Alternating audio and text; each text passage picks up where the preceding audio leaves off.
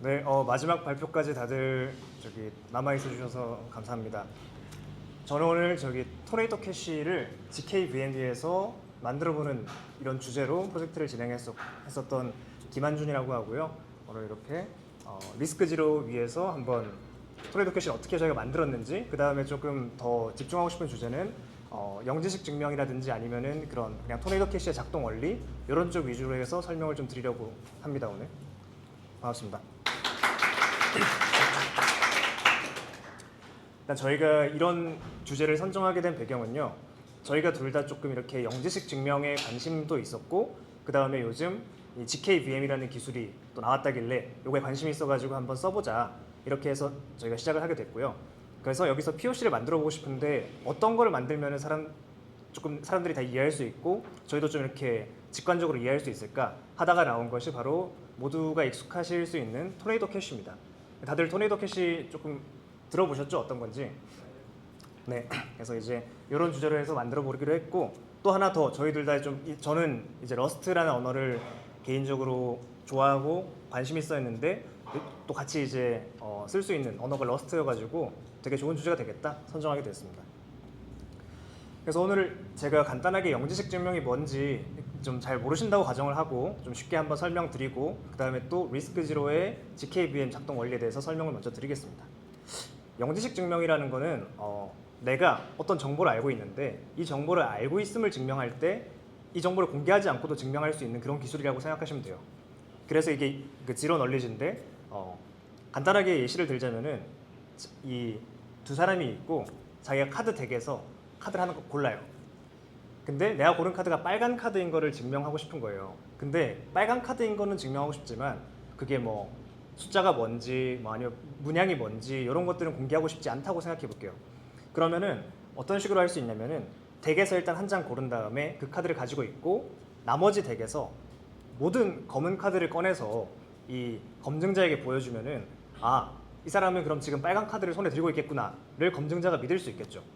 왜냐면은 덱에는 빨간 카드 절반이 있고 검은 카드 절반이 있는데 검은 카드를 전부 꺼내서 보여줬으니까, 그죠? 그리고 이게 바로 영지식 증명의 하나의 예시라고 볼 수 있을 것 같습니다. 이렇게 영지식 증명에 대해서 간단히 설명드리고, 그럼 이제 GKVM은 뭐냐? GKVM은 영지식 증명과 가상머신을 좀 합친 그런 기술이에요. 그래서 어떤 고수준 프로그래밍 언어로 작성된, 예를 들어서 러스트로 작성된 컴퓨터 프로그램이 정상적으로 실행되었음을 검증자에게 증명할 수 있는 건데, 그때 이 프로그램의 입력값이 뭐였는지는 공개를 하지 않을 수 있어요. 영지식이기 때문에. 그런 되게 특이한 기술인데요. 실제 구현에서는 이 어떤 가상머신을 만들기 위해서 이 가상머신이 좀 복잡하면 안 되잖아요. 그러면은 영지식 증명 회로가 좀 이렇게 검증이 오래 걸리거든요. 그래서 여기 적혀 있는 것처럼 RISC-V라고 하는 조금 간소화된 명령어 집합 아키텍처로 이제 컴파일을 해서 실행을 하게 됩니다. 나중에 이거 어떻게 실행되고 그런 거에 대해서는 뒤쪽 슬라이드에서 보여드리고요. 이런 GKVM을 지금 만들고 있는 팀이 몇 개가 있어요. 석싱트도 있고 리스크 지로도 있고 한데 저희는 그 중에서 리스크 지로를 선택을 했습니다. 그 이유는 리스크 지로의 개발자들을 위한 문서들도 잘 돼 있었고 좀 개발자 친화적이라는 생각이 들었었고요. 그 다음에 튜토리얼을 따라했을 때 바로 무리 없이 바로 실행할 수 있었습니다. 그래서 리스크 지로를 선택을 했고요. 근데 아마 거의 크게 차이점은 없을 것 같아요. 컨셉은. 그걸 보시면 아시겠지만은 리스크 지로 쪽에서는 이제 러스트 쪽에 이제 crates.io라고 하는 이런 라이브러리들을 올리는 곳이 있는데, 여기서 이제 상위 1000개 정도의 크레이트들에 대해서 70% 이상을 지금 바로 GKVM 안에서 쓸 수 있다라고 공개를 하고 있어요. 그 되게 좋은 거죠. 이미 만들어진 라이브러리들을 저희가 바로 갖다 쓸 수 있으니까. 그래서 선택을 하게 되었고요. 리스크 지로의 GKVM 구조에 대해서 한번 간단하게 설명을 드리겠습니다. 이 글자가 잘 보이실지 모르겠는데 이제 왼쪽 편을 보시면은 게스트 코드를 고수준 언어로 작성을 해요. 저희는 이제 러스트로 작성하게 되는데, 이렇게 작성한 프로그램을 아까 말씀드렸던 RISC-V 이런 명령어 셋으로 컴파일을 합니다. 그러면 게스트 프로그램이 되는 거죠. 이 프로그램을 GKVM 위에서 실행을 하게 되는데요. 이때 여기 왼쪽에 보시면은 파란색으로 인풋들이 들어가게 돼요. 이 인풋들은 몇 개는 공개될 수 있고 몇 개는 비공개할 수 있고 선택할 수 있습니다. 이렇게 실행을 하면은 오른쪽 편에 보이는 세션이라고 불리는 이 프로그램이 실행된 결과들이 쭉 나오게 되는데요.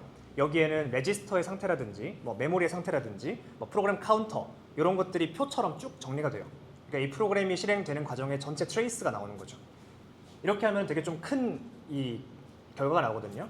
이것들을 밑에 보이는 과정처럼 조인을 하게 되면서 점점점 이 프루프의 크기를 줄여나가요. 그러니까 최종적으로 컴프레스 과정을 거치게 되면은 그로스 16 리셋이라고 하는 어떤 최종 형태의 프루프가 나오게 되고요. 이 프루프는 크기가 1KB 미만 정도로 되게 작기 때문에 온체인 상에서 이 프루프만 온체인에 제공하고도 특정 프로그램이 정상적으로 실행되었음을 증명할 수 있게 됩니다. 이게 GKVM의 구조예요.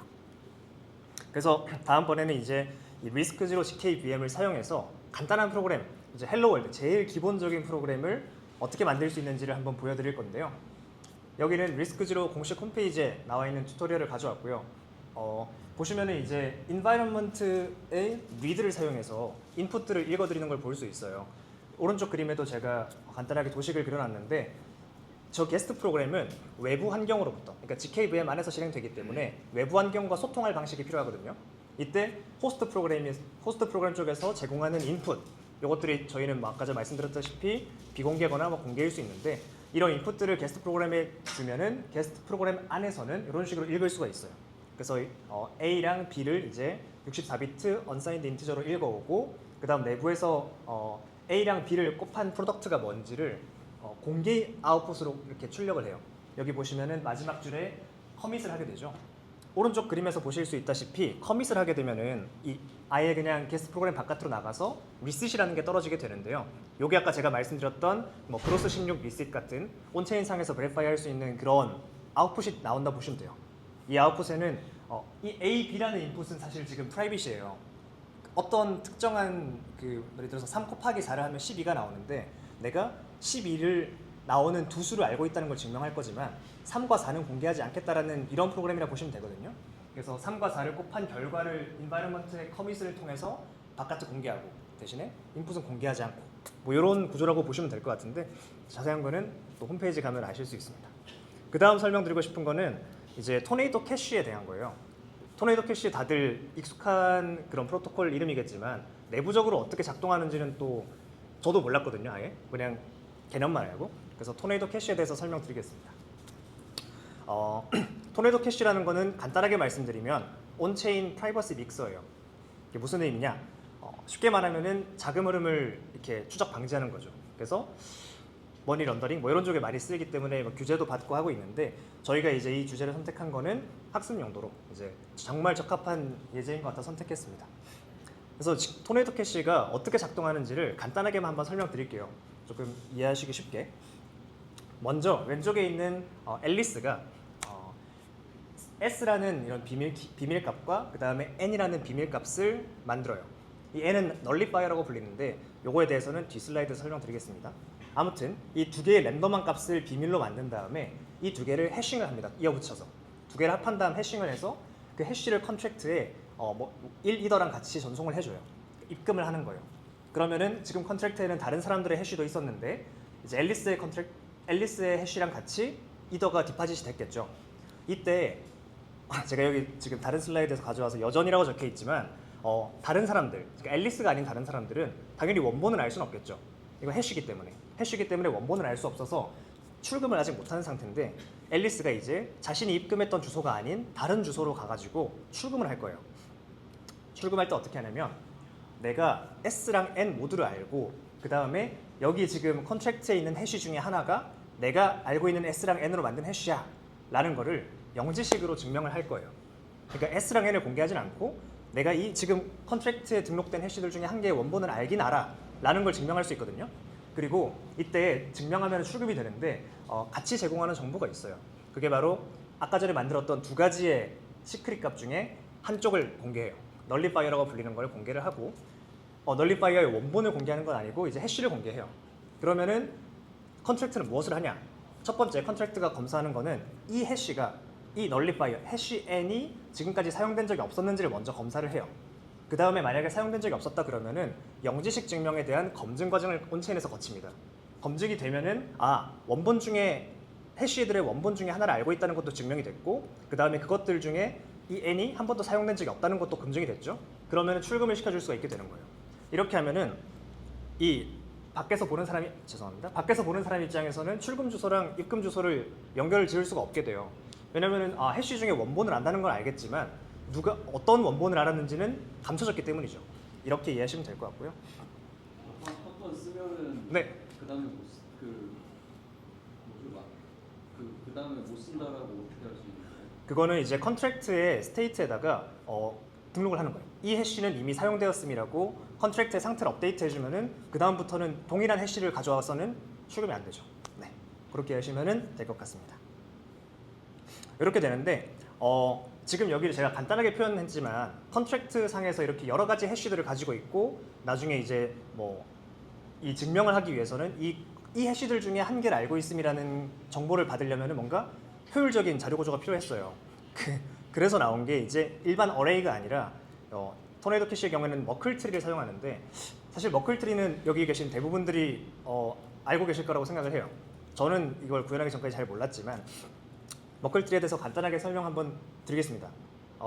머클 트리 일단 사용하는 이유는 좀 전 말씀드린 거랑 거의 똑같게 좀 전에 말씀드린 대로 멤버십을 증명하기 위해서 이제 사용을 해요. 머클 트리라는 걸. 근데 전체 리프를 가지고 있지 않고도 여기 루트랑 그 다음에 나머지 뒤에 설명할 이런 프루프만 가지고도 되게 효율적인 검증을 할 수 있게 해주는 그런 자료 구조라 생각하시면 되는데요. 어떻게 구현이 되냐? 머클 트리는 일반적인 이진 트리랑 거의 비슷하게 생겼는데요. 특이한 점은 각각의 리프 노드들을 서로 해싱해서 그 다음 레벨의 노드를 만들고 또 이것들을 각각 해싱해서 그 다음 노드를 만들고 이렇게 올라가는 구조라고 보시면 돼요. 그러면 이게 왜 유용하냐? 뒤에 이제 머클 프루프라는 개념이 나와서 이게 어떻게 증명 가능한지 보여드릴 수 있습니다. 자, 보시면은 6번째에 있는 F라는 노드, F라는 리프 노드에 대한 증명을 하고 싶어요. 예를 들어서 제가 이 F라는 노드에 대해서 F라는 노드가 이 트리에 속해 있음, 요걸 증명하고 싶다는 거예요. 그럼 뭘 증명하면 되냐면은 빨간 화살표를 따라가는 길에 있는 이 경로를 증명하면 돼요. 내가 이 경로 이렇게 따라가면은 이 루트가 나와. 이걸 증명하면 되는데 근데 그 과정에서 필요한 노드들은 뭐냐면은 지금 HF의 옆에 있는 HE, 바로 왼쪽에 있는 노드죠. 이 두 개를 해싱하면은 지금 그 위에 있는 HEF가 나오고 이거의 반대편에 있는 노드의 해시를 증명하면 되는데 이때 그 밑에 있는 그 서브 트리는 증명할 필요가 없어요. 왜냐면은 그냥 해시가 이미 밑에서 쭉 올라와서 나왔기 때문에. 그렇죠? 그래서 이제 그 다음 레벨에 EFGH에 대한 해시를 만들게 되고 이때 또 왼쪽에 있는 ABCD에 대한 해시는 마찬가지로 서브 트리를 다 증명할 필요 없이 여기 해시만 있으면은 이 두 개를 해싱하면은 이 루트가 나와. 이렇게 증명하면 되겠죠. 그래서 실제로는 리프 노드는 8개지만 증명에 사용되는 노드는 한 3개 정도로, 4개 정도로 이게 사실 로그, 이를 밑으로 하는 로그만큼 되게 효율적이게 되거든요. 그게 이제 머클 프루프입니다. 사실 뒤에 내용을 조금 이해하시려면은 지금 이 머클 프루프 슬라이드에 있는 내용을 조금 잘 이해해 두시면 좋을 것 같아요. 여기서 이제 그냥 단순히 머클 트리를 사용하게 되면은 온체인 상에서 계속 이렇게 트리를 만들어 나가는 거는 조금 불가능할 수 있어요. 왜냐면은 점점 노드가 많아지면은 리프 노드가 많아지면은 이 루트를 계속해서 새로 계산하는 이 과정을 온체인에서 해야 되기 때문에 가스를 많이 쓰게 되겠죠. 그래서 토네이도 캐시는 되게 좀 재밌는 트리를 사용합니다. 그건 바로 인크리멘탈 머클 트리라고 하는 건데 혹은 픽스드 머클 트리라고도 해요. 그 이유는 뭐냐면 이 어떤 머클 트리를 실시간으로 계속해서 만들면서 이렇게 리밸런싱 하는 게 아니라 처음부터 트리 전체를 만들어 놔요. 엄청 많은 노드가 있는 트리를 만들어 놓는데 가상으로 만들어 놓습니다. 그래서 이 부분은 조금 이해하시기 어려울 수 있지만 예를 들어서 지금 제가 3번째 노드를 추가한 상태라고 생각할게요. 왜냐면은 이 인크리먼탈 머클 트리는 처음에는 모든 노드가 오른쪽처럼 0으로 세팅되어 있거든요. 그러니까 모든 리프 노드가 0이었다가 한 개의 노드가 추가될 때마다 왼쪽부터 바꿔나가는 거예요. 0이었던 것들을 A로 바꾸고 B로 바꾸고 C로 바꾸는 지금 과정이 있는 거예요. 지금 C가 보이고 있으니까. 이렇게 했을 때 루트를 계산하는 게 되게 쉬워져요. 왜냐? 자신의 오른편에 있는 모든 노드들은 다 0노드들을 해싱한 결과잖아요. 보시면은 여기 왼쪽인데 오른쪽은 지금 제일 아래 레벨의 0노드고 그 오른쪽의 서브트리들은 0레벨들끼리 합쳐서 계속 만든 해시들이죠. 얘들은 미리 계산해 줄 수가 있어요. 왜냐면 값이 바뀌지 않거든요. 0끼리 해싱했을 때 어떤 레벨에 어떤 값이 나오는지는 미리 캐싱해 줄 수 있겠죠. 그 다음에 이제 왼쪽 노드들을 보시면은 HC의 왼쪽 노드는 사실 이 두 개는 필요가 없어요. 왜냐면은 그 두 개를 합쳐서 나온 해시만 나중에 머클 프루프를 계산할 때 쓰게 될 텐데 얘는 캐싱을 해두면 되는 거죠. 그러니까 자신의 왼쪽 노드들은 캐싱을 해두고 오른쪽 노드들은 이미 계산된 값을 쓰면서 효율적으로 온체인에서 머클 트리의 루트를 계산할 수 있다. 이게 핵심이라고 보시면 될 것 같습니다. 요거는 그 과정을 설명드린 건데 마찬가지로 이제 왼쪽 노드들은 다 만들어졌으니까 아까 좀 전에 해서 만들어졌으니까 캐싱된 걸 볼 수 있고 오른쪽은 마찬가지로 계산된 값을 쓸 수 있고 이렇게 이해하시면 될 것 같은데 그래서 이런 어떤 스킴을 가지는 게 토네이도 캐시의 작동 원리입니다. 그러니까 다시 한번 조금 복습하자면은 토네이도 캐시는 일단 널리파이어라는 값과 그다음 시크릿이라는 값 두 개를 써서 해싱한 값을 이제 온체인에 전송을 하고 그 다음에 이 해시 중에 하나를 알고 있음을 여기 인크리멘탈 머클 트리를 사용해서 증명해서 이 입금자와 출금자의 연결을 끊는 그런 프로토콜이라고 보시면 되는 거죠. 사실 이제 제대로 작동하기 위해서는 조금 다른 컨셉도 하나 필요한데 그건 저희 POC랑은 또 맞지 않는 범위이기 때문에 또 관심 있으시면 한번 토네이도 캐시 작동 원리를 찾아보시면 되게 쉽고 의외로 간단해서 되게 재밌는 주제가 될 것 같습니다. 이 다음으로는 저희 POC 코드를 조금 보여드리려고 하는데요. 이거는 저희가 어떻게 보여드릴 거냐면 왼쪽에는 저희 러스트로 작성한 이 게스트 프로그램의 코드를 보여드릴 거고 오른쪽은 실제로 그 토네이도 캐시가 쓰고 있는 코드인데요. 죄송합니다. 지금 요거는 게스트 프로그램은 아니고 이제 그냥 솔리디티로 만들어진 스마트 컨트랙트예요. 여기서 이제 보여드리고 싶은 거는 사실은 거의 똑같은 구조로 솔리디티 컨트랙트를 작성했어요. 보시면은 저희는 SHA-256 해시를 썼고 오른쪽은 뭐 MIMC라고 하는 스펀지를 썼다는 게 조금 차이점이긴 한데 요거 이유는 크게 중요하지 않고 저희가 SHA-256을 써도 충분히 효율적이게 될 수 있도록 리스크 지로가 준비해둔 게 있어서 요거 이제 그걸 쓴 거고요. 오른쪽에 있는 거랑 결국 하는 일은 똑같아요. 이게 뭐냐? 저희 아까 머클 프루프 만들 때 왼쪽 오른쪽 노드 합쳐가지고 그 다음 해시 만들었죠. 그 해시를 만드는 함수가 지금 이렇게 구현이 됐다라는 겁니다. 그리고 똑같이 지금 이제 인설트라는 거는 머클 트리에다가 리프 노드를 삽입하는 것을 온체인 상에서 실행하는 그런 함수인데요. 중요한 거는 그냥 구현이 똑같다는 거. 그러니까 지금 사실 코드를 이해하실 필요 없고 왼쪽 오른쪽이 그냥 똑같은 코드를 썼다만 보셔도 충분할 것 같습니다. 여기랑 이렇게 루트 넣는 것까지 사실 똑같은 코드를 쓴 거죠 저희가. 그래서 컨트랙트는 지금 보여드리는 것처럼 거의 큰 차이점이 없고 다 핵심 로직이 똑같아요. 이제 뭐 커밋먼트 이미 쓴 거를 다시 뒷받침 못한다든지 뭐 이런 로직들이 들어간 것들이 있고 그 다음에 온체인 상에서 바로 인설트를 수행한다는 거, 이 인크리먼탈 머클 트리에다가 리프 노드 넣는 거 수행하는 것도 똑같고 그 다음에 출금 코드인데요. 출금 코드도 길이는 좀 다르지만 실제로 하는 일은 똑같습니다. 이제 아까 전에 처음 제가 그 토네이도 캐시 원리에서 설명드렸다시피 널리파이어는 똑같은 걸 못 써요. 그래서 널리파이어 해시에 이미 제출된 값인지 검사하는 거 있는 거, 그 다음 밑에는 여기 부분이죠. 그리고 저기도 베리파이어에 베리파이 프루프라고 적혀 있는 이제 GKP 검증하는 부분 이렇게 똑같이 돼 있고 그 다음에 널리파이어를 쓴 걸로 표시하는 것도 이제 그대로 들어가 있고 똑같습니다. 이제 좀 차이가 있는 거는 당연히 토네이도 캐시는 그 서콤이라고 하는 그런 어떤 언어랑 그 다음에 뭐 스나크 JS라고 하는 걸 이용해서 GK 회로를 직접 작성하게끔 되어 있었어요. 그래서 지금 보시는 게 그 서콤 언어로 작성된 회로고요. 이게 사실 이런 단순한 프로젝트에서는 서콤 회로를 이해하기가 그래도 쉬운 편인데 점점 복잡해지면 질수록 조금 이해하는 게 힘들다고 저는 생각을 했거든요. 어떻게 생각하시면 되냐면은 뭐 베릴로그나 뭐 VHDL처럼 이렇게 하드웨어 쪽에서 이렇게 쓰는 언어랑 좀 비슷한데 조금 개인적으로 좀 어렵습니다. 그래서 이제 보여드리고 싶은 거는 GK 회로 쓰는 거랑 GKVM에서 우리가 러스트로 작성하는 거랑 어떻게 차이가 있어서 왜 GKVM을 쓰면 좋은지를 보여드리고 싶은 거예요.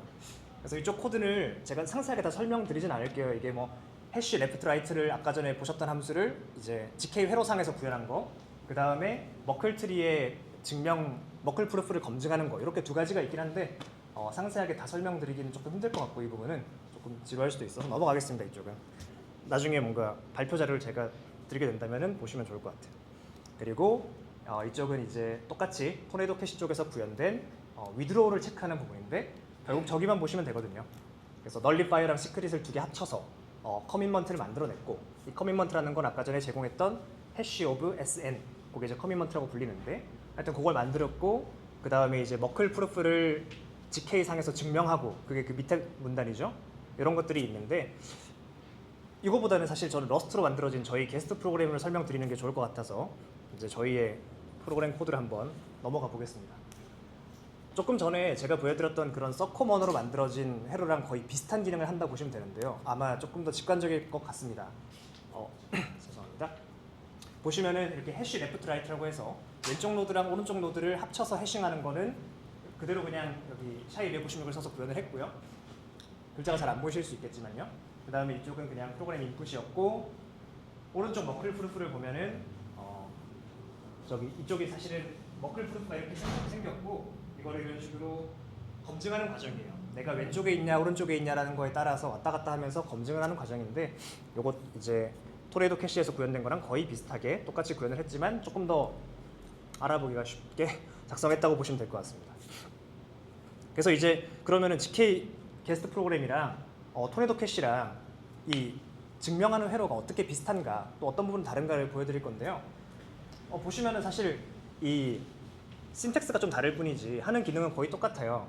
레프트랑 라이트를 찾고, 저쪽에서 이제 듀얼 먹스라는 기능이 오면서 이제 왼쪽 오른쪽을 바꿔주고, 그냥 해쉬 레프트 라이트에다가 인풋을 집어넣어서 그 다음 해쉬를 계산하고 쭉쭉쭉 최종 루트 레벨까지 올라가서 프루프를 증명한다. 요거는 똑같은 개념이라고 보시면 될 것 같습니다. 근데 저희 쪽이 훨씬 읽기가, 그러니까 GKVM으로 만든 프로그램이 조금 더 읽기가 수월하다 이런 거고요. 이쪽 이제 실제로 메인 엔트리 포인트인데, 이쪽도 잘 보시면은 결국 하는 내용은 똑같거든요.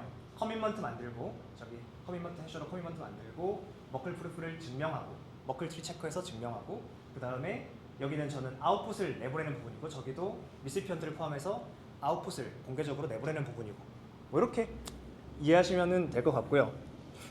제가 이제 생각했던 것보다 조금 이제 시간이 좀 오래 걸리니까 얼른 데모로 또 넘어가서 어떻게 작동하는지를 보여드리도록 하겠습니다. 네, 여기가 이제 저희 데모인데요. 보시면은 이제 왼쪽이 웹사이트예요. 그래서 디파짓을 할 건데, 디파짓을 할 때 재생이 되고 있나요 지금? 잠시만요. 재생이 되고 있죠? 네. 해서 이제 커넥트 월렛 해가지고 디파짓을 할 겁니다. 이 디파짓 할 때는 아까 전에 말씀드린 것처럼 랜덤한 값 두 개가 생성이 되겠죠. 그 랜덤한 값 두 개에 여기 키 이렇게 나오고요. 키를 복사해서 메모를 해놔야 돼요. 그래야지 나중에 출금할 때 이 메모를 써가지고 출금할 수 있어요. 오른쪽에 저장해놓고 디파짓을 누르게 되면은 1리더 혹은 0.1리더랑 같이 이 노트를 컨트랙트에 전송하게 됩니다. 디파짓이 끝나서 이렇게 익스플로러에서 보실 수가 있고요. 0.1리더를 집어넣었죠. 이제는 출금을 할 겁니다. 출금을 할 때는 기존에 입금했던 주소가 아니라 다른 주소를 쓰셔야 돼요. 그게 목적이죠. 저희 자금 흐름 추적을 방지해야 되니까. 그래서 이제 위드로우 할 주소를 다시 이제 지갑을 연결하고, 아까 전에 여기 복사해뒀던 비밀 노트들 S와 N 이 값을 위드로우 할 때 집어넣어줘요. 그 다음에 어떤 주소로 내가 출금할 건지 그 리시피언트 주소까지도 명시를 한 다음에 또 다른 주소를 연결하죠. 그리고 이제 위드로우 버튼을 누르게 되면요, 뭘 알려줄 거냐면 이 증명을 생성하는 걸 로컬에서 할 수 있게 CLI 커맨드를 줄 거예요.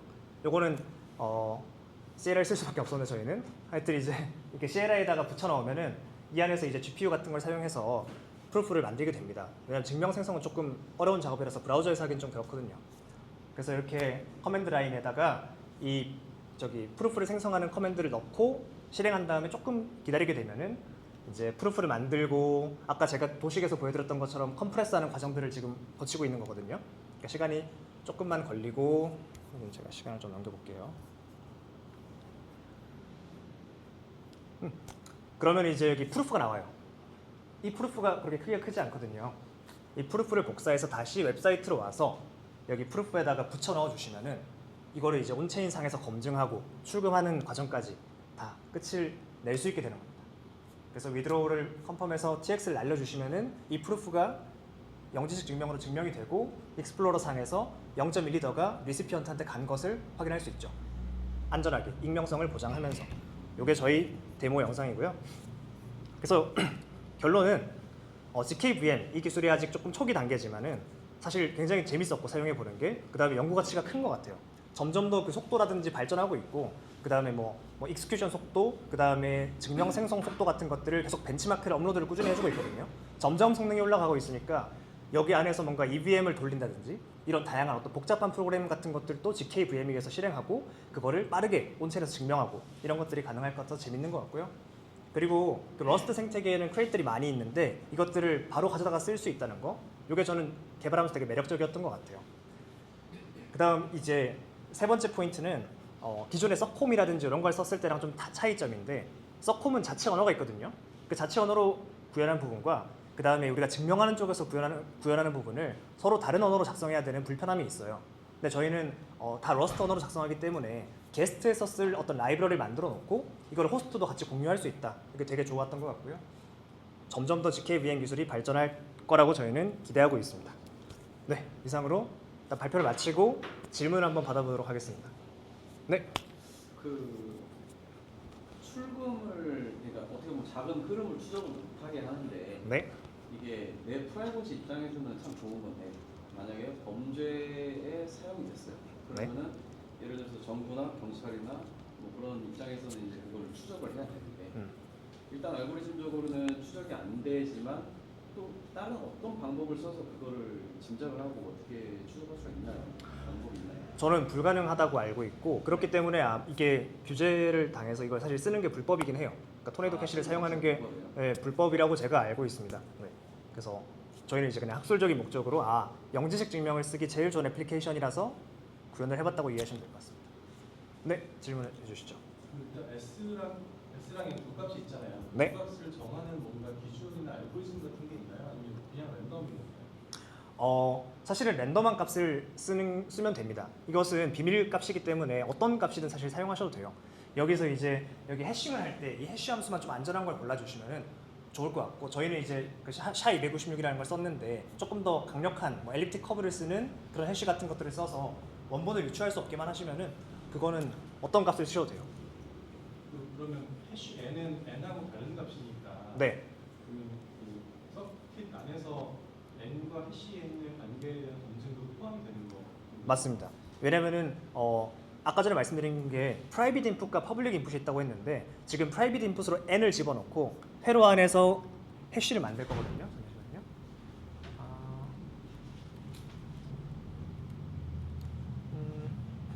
여기죠. 여기에서 지금 보시면은 인풋으로는 그냥 생 널리파이어가 들어오거든요. 근데 이 널리파이어를 마지막 단계에서 해시를 해줘요. 그 다음에 이 해시를 아까 전에 말씀드렸던 커밋을 해주거든요. 커밋을 한다는 거는 내가 외부에서 누구든 볼 수 있게 공개한다는 거예요.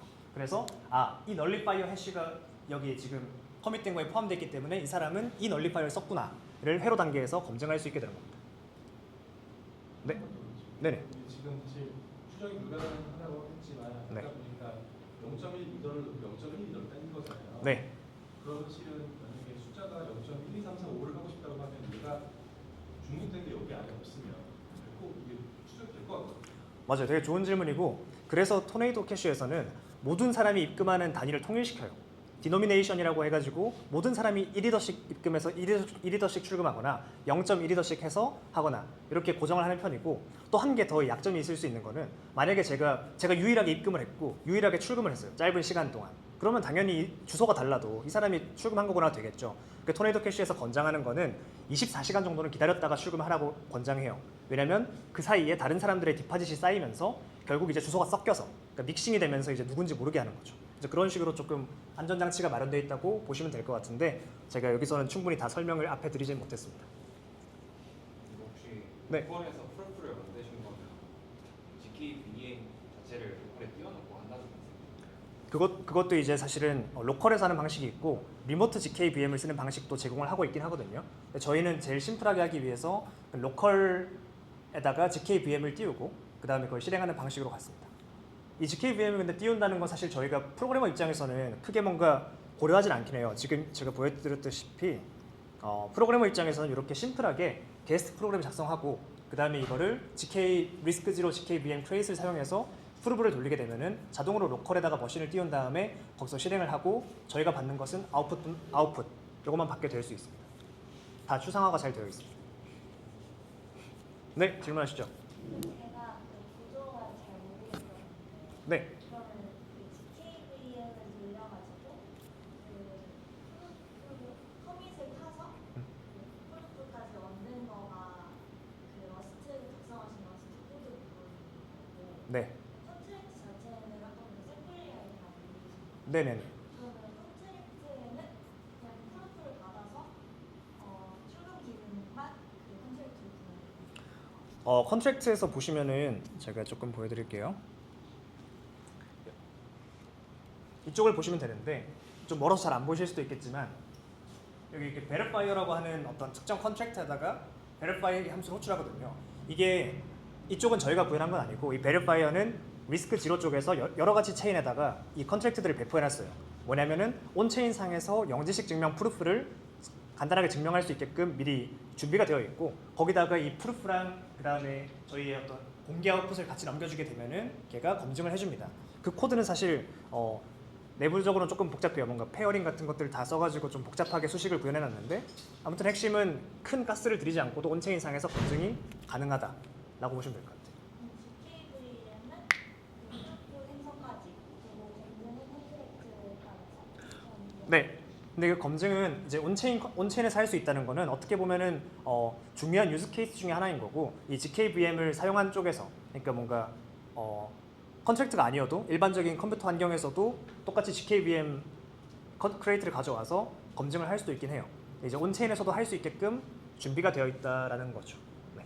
검증은 누구든지 할 수 있습니다. 어떤 언어로든지 작성해서 할 수 있고 다만 준비된 거는 저기 크레이트랑 그 다음에 솔리디티죠. 혹시 그냥 호스트 머신에 대한 리퀘어먼트가 없지는 그게 이제 로컬 프로빙을 하려면은 조금 리퀘어먼트가 있긴 해요.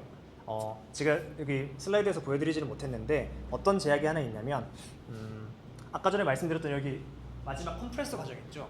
이 과정은 조금 많은 컴퓨팅 파워를 요구하거든요. 그래서 GPU 가속을 쓰는 게 일반적인데 이 GPU 가속이 이제 저기 쿠다를 사용하기 때문에 저희 이렇게 애플 실리콘 맥북에서는 사실 쓸 수가 없었어요. 그래서 조금 높은 스펙을 요구하긴 합니다. 그래서 이제 리스크 지로 쪽에서는 어떤 것들을 또 운영하고 있냐면 제가 여기 적었을지 적지 못했는데 바운들리스 네트워크라고 하는 이 원격 프루버 네트워크를 운영하고 있어요. 왜냐면은 이 GKVM을 쓰고 싶은 사람들이 전부 고스펙의 하드웨어를 가지고 있진 않을 거잖아요. 그래서 이 프루버 네트워크한테 검증을 위임하는 거죠.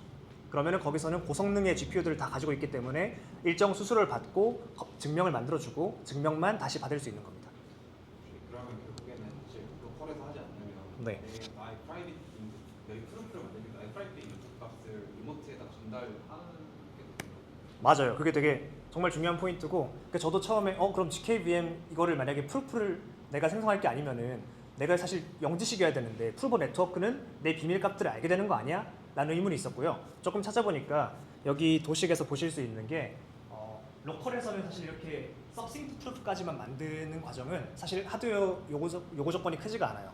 한 몇십 초, 1분만 기다리면 충분히 CPU로도 할 수 있는 정도인데 요것만 여기 서브싱트 리시트만 이 프루버 네트워크한테 전달해서 이거를 컴프레스를 맡길 수가 있어요. 왜냐면 이 컴프레스하는 과정에서는 프라이빗 인풋은 노출되지가 않고 이 아웃풋에 대한 압축만 해주거든요. 그래서 프라이버시를 충분히 지킬 수 있으려면은 로컬 프로빙과 리모트 프로빙을 적절히 또 섞어서 쓰는 옵션도 제공하고 있습니다. 그리고 이게 GKVM 유즈 케이스가 사실은 이런 식으로 완전히 영지식 증명을 써가지고 내 프라이빗 인풋들을 숨긴다라는 목적만 있는 게 아니라 어떤 다른 목적도 있냐면 어떤 복잡한 컴퓨터 프로그램 수행 과정, 조금 길게 걸리는 과정을 로컬에서 끝내요. 그 다음에 이 프루프를 로컬에서 끝내는 게 아니라 죄송합니다. 그러니까 이제 프루버 네트워크한테 어떤 값을 숨기는 게 아니라 그냥 오래 걸리고 그 다음에 나중에 검증은 좀 빨리 하고 싶고 이런 것들이 있을 때 그 입력 값들을 다 같이 공개하면서 프루버 네트워크한테 증명을 위임할 수 있어요. 어떤 장점이 있냐면은 이 프루프를 만들게 돼서 이 떨어진 1kB도 안 되는 이 리시트를 가져가면은 내가 이런 긴 프로그램을 실제로 수행한 게 맞아만 증명할 수 있게 되는 거거든요. 그러니까 내가 이 입력값을 비밀로 하고 싶지 않고 그냥 이렇게 입력을 넣어서 이런 결과가 나오긴 했는데 이걸 누구든지 투명하게 검증하게 하고 싶다 했을 때도 GKVM을 쓸 수 있는 거죠. 이제 그런 유즈 케이스에서는 아까 말씀드렸던 바운들리스라든지 그런 어떤 프루버 네트워크가 유용하게 되는 거죠. 아까 입력하고 출력하고 네. 그 값이 예를 들어서 1, 2, 3, 4, 5를 입력을 했고 그러니까 입금을 했고 네. 출금을 1, 2, 3, 4, 5를 출금을 한다고 할 때 네. 이게 안 걸리게 하기 위해서는 아까 그 입력 그 단위가 입력과 출력 단위가 똑같다고 했잖아요. 네네. 근데 그러면은 만약에 내가 1, 2, 3, 4, 5를 입금한 다음에 출금을 1, 2, 3, 4, 5를 할 때 이거 출금 1, 2, 3, 4, 5를 하지 않고 뭐 100, 뭐 이렇게 저렇게 나눠서 출금을 하는 식으로 하게 되는 건가요? 아니요, 그건 아니고 여기 지금 제가 이렇게 볼 때 입금하는 부분 있죠. 여기 디파짓 하는 부분. 여기 입금할 때 넣었던 금액을 그대로 가져가게 되거든요. 이걸 쪼개서 가져가는 기능은 사실 토네이도 캐시의 다음 버전인 지금 현재 돌아가고 있는 버전에서는 그런 기능이 있는 걸로 알고 있어요. 그러니까 임의의 수량을 인풋하고 임의의 수량으로 가져갈 수 있게끔 구현된 걸로 아는데 클래식 버전에서는 딱 모두가 정해진 단위로만 입금하고 모두가 정해진 단위로만 출금해서 어떤 연결을 끊는 아 정해진 단위. 네, 정해진 단위. 그만큼만. 그거는 컨트랙트를 처음 배포할 때 정해져요. 0.1이더일 수도 있고 1이더일 수도 있고. 아 네. 네. 이렇게 죄송한데 그러면 GKVM 프로버 네트워크 자체는 블록체인일 필요 없는 거예요? 블록체인일 필요는 없는데 제가 알기로는 바운드리스 네트워크는 이제 모두가 탈중앙적으로 프루버로서 참여할 수 있게 하기 위해서 블록체인으로 구현된다고 알고 있는데 혹시 광현님 맞나요? 네, 블록체인으로 구현을 할 수 있죠. 꼭 필수는 아니지만. 그래서 이제 여기 리스크 지로 팀에서도 원래 처음에 이 원격 프루버 네트워크는 블록체인으로 구현하지 않고 이제 본사이라고 하는 어떤 API 서버로서 만들었었어요. 그래서 거기다가 일정 부분 그냥 뭐 피를 내든지 아니면은 뭐 어떻게 가입을 해가지고 그 API 키를 받아가지고 그냥 웹2 방식으로 증명을 할 수도 있었던 거죠. 약간 답변이 됐나요? 하나만 더 진짜 마지막으로 하나. 네네네. 사실 근데 그렇게 하면은 어떻게 보면은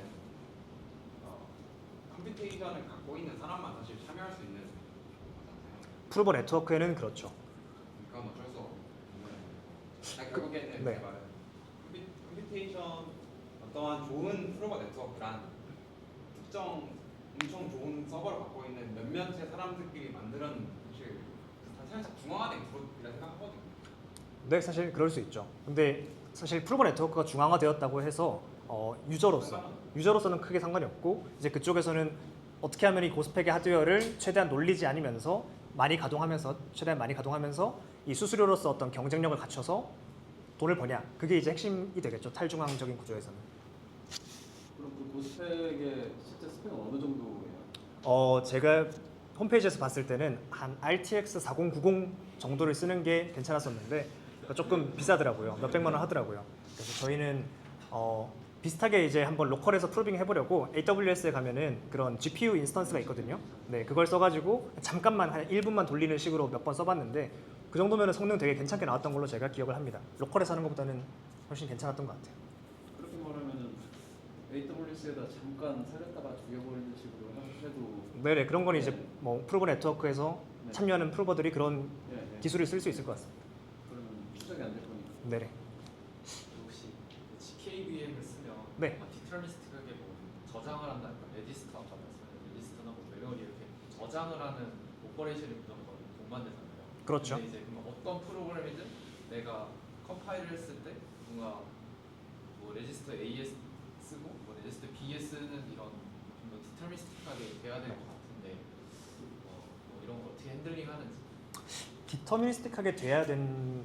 근데 이게 왜냐면 어차피 리스크5 저기 명령어 셋으로만 컴파일 하거든요. 그러면은 사실 제가 뭐 그쪽에 큰 많이 지식은 없지만 아마도 똑같은 이 명령어 셋 순서대로 실행하면은 똑같은 결과가 나오지 않을까?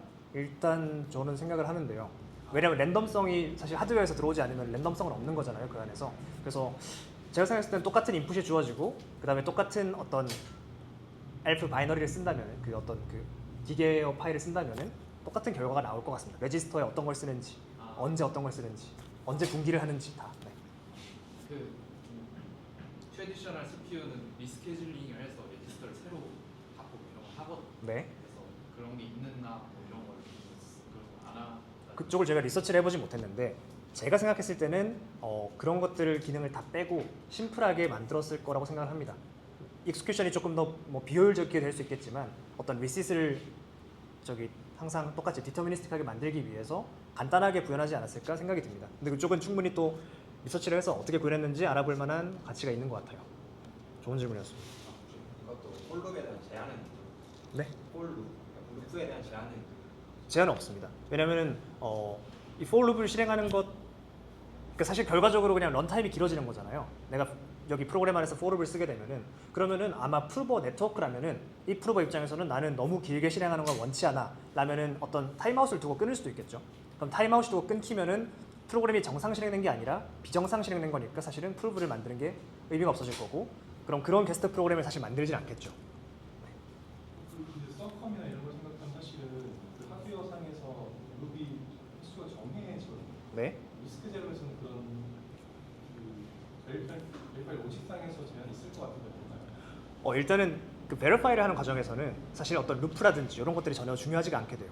이 베리파이를 할 때는 아까 전에 말씀드렸던 굉장히 간결한 1KB 미만의 리셋을 가지고 검증하게 되는데 이 검증은 루프가 들어가지 않고 그냥 어떤 수식상에서 모든 이 함수에 통과한 값이 0이 되냐만 증명하는 거기 때문에 어떠한 복잡한 프로그램을 실행했든 뭐 하루 정도 실행했을 수도 있잖아요.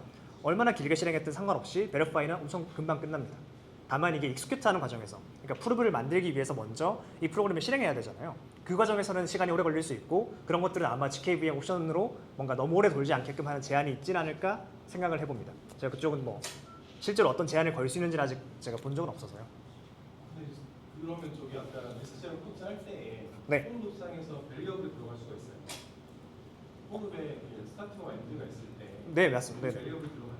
그럴 수 있죠. 왜냐면은 지금 제 프로그램도 보시면은 컴은 그게 안 되거든요. 밸리어블 저도 사실 서콘 프로그래밍을 많이 해보지 못했고 읽을 줄만 아는 정도긴 한데 그런 제한이 제 생각에는 굳이 없을 것 같고 그래서 어떤 베리어블이든 쓸 수 있을 것 같고 그러니까 제가 실제로 개발할 때는 그 포룹에 그냥 인풋으로 들어온 베리어블을 쓰기도 했었거든요. 그런 것들 충분히 가능하고 아까 말씀드렸다시피 사실 이게 어떠한 고수준 프로그래밍 언어로 작성된 프로그램이든 대부분 실행이 가능해요. 그 말인즉슨 이 안에서 뭔가 EVM도 실행할 수 있고 근데 EVM에 있는 다양한 어떤 포룹들의 베리어블은 루프 베리어블은 다 사실 값이 인풋에 따라 바뀔 수 있잖아요. 그래서 그런 것들을 그냥 다 지원한다고 보시면 될 것 같아요.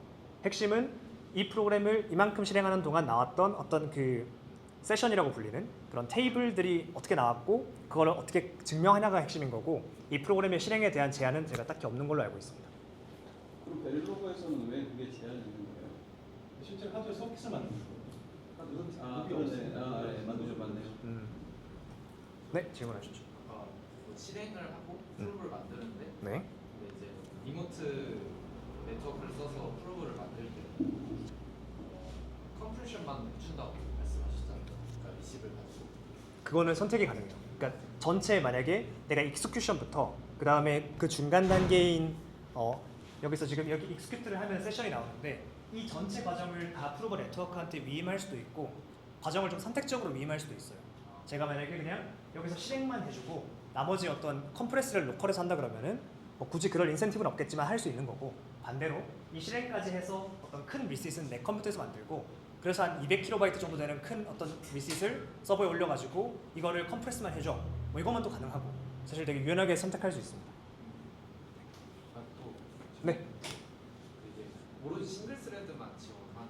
지금 제가 알기로는 싱글 스레드만 지원하고 있고 그게 맞아요. 뭐 그냥 그런 자바스크립트 서브셋을 쓰는 어떤 뭐 그런 VM에서도 뭔가 싱글 스레드만 지원하고 뭐 이런 제한이 있듯이 아마도 GKVM도 지금은 멀티 스레딩은 지원하지 않을 것 같아요. 그거는 GKVM이 어떻게 발전하냐에 따라서 멀티 스레딩을 지원할 수도 있겠지만 제가 알기로는 지금 아닙니다. 네, 질문하시죠. 바운드리스 네트워크 자체에서는 전체에 대한 프로그램만 가능한 건가요? 아니면 말씀하신 대로 저 조인하는 것만 가능한 건가요? 저는 사실 바운드리스를 쓰진 않았고 아까 전에 조금 같이 언급드렸던 본사이를 썼었는데요. 본사이는 스텝을 조금 나눠서 실행할 수가 있게 돼요. 제가 익스큐션만 하고 싶다. 그러면 익스큐션한 결과만 떨어지게 할 수 있고 그게 아니라 익스큐션도 하고 그 중간 단계에 큰 아웃풋도 만들고 싶다 하면 그것만도 가능하고 혹은 마지막 거만 내가 하고 싶어 하면 가능하거든요. 근데 아마 그 바운드리스 네트워크도 조금 비슷하게 지원하지 않을까 싶은데 적어도 제가 UI에서 봤을 때는 일단 전체 과정을 다 하는 걸로 보였거든요. 나중에 어떻게 뭔가 개발자들의 요구에 따라서 과정들을 선택적으로 할 수 있게끔도 할 것 같습니다. 그리고 바운드리스 네트워크에 보내는 데이터 사이즈가 좀 클 것 같은데. 보내는 데이터 사이즈가요? 네, 그럴 것 같습니다. 네, 그런 것들 그래서 S3 클라우드에 올린 다음에 뭐 링크로 이렇게 전달하고 이렇게 하는 것 같더라고요. 그런 인풋이라든지 아니면 그런 리시트 같은 것들을 S3에 이렇게 올려서 읽어가는 것 같습니다. 또 더 질문 있으실까요 혹시? 바운드리스 네트워크의 핵심 개념이 뭐예요? 핵심 개념이요. 원격 프로버 네트워크가 핵심 개념이 아닐까 싶은데 거기다가 이제 탈중앙화 같이 들어가서 여러 프로버들이 공정하게 경쟁할 수 있는 거죠. 내가 좋은 스펙의 하드웨어를 구비해서 팀으로서 참가해서 여기서 돈을 벌 수 있는 그런 것들을 누구나 할 수 있게끔 하는 게 바운드리스 네트워크의 특징인 것 같습니다. 더 질문 없으시면 저희가 또 시간도 많이 되기도 해서 이 정도로 발표를 마치겠습니다. 감사합니다.